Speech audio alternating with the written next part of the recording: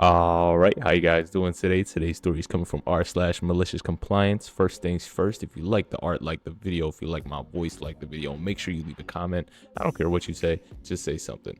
Today's story is coming from user/AQuietBorederline, titled, "What are you gonna do about it? Call the cops?" I was explaining to my mom what malicious compliance was, and she reminded me of this story. I was a senior in high school when all of a sudden I got sick at school and had to be sent home. Because my car was in the shop, my mom had to come get me, and it's about 9:30 a.m. when this happened. We were driving up a very busy street, and we see two 7 to 8-year-old kids, we'll call them Frank and Zelda, trying to cross.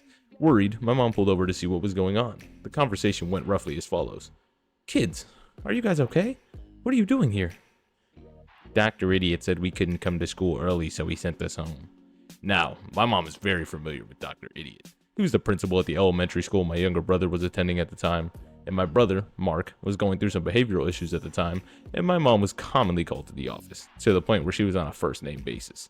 Not that he allowed her to call her on a first name basis, because I have a doctorate in education, so it's Dr. Idiot. So in other words, he was an entitled idiot. Now there was a gas station 10 feet away, so my mom tells Frank and Zelda to meet us there. We pulled in, got some water for the kids, as it was a hot day, and my mom calls Dr. Idiot's cell phone. Again, the conversation went roughly as follows. "This is Dr. Idiot. Hi, this is Mark's mom. I have two kids here named Frank and Zelda, and they say they were sent home early." "Yes, their parents dropped them off at 6 a.m. because they had work. Something about mandatory overtime. Of course, we're not a daycare, so I just told the kids to go home and wait for the bus."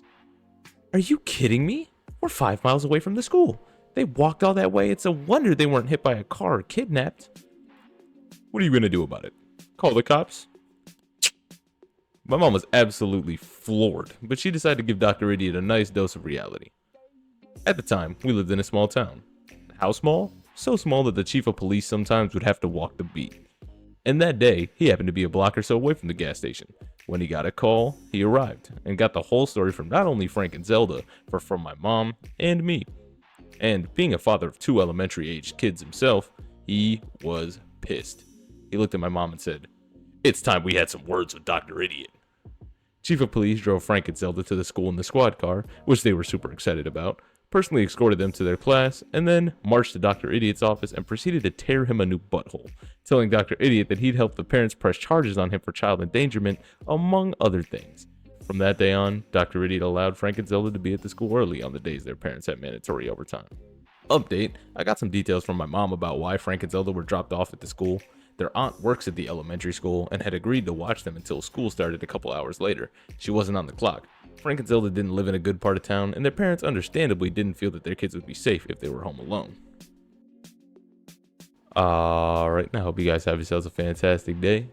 Peace.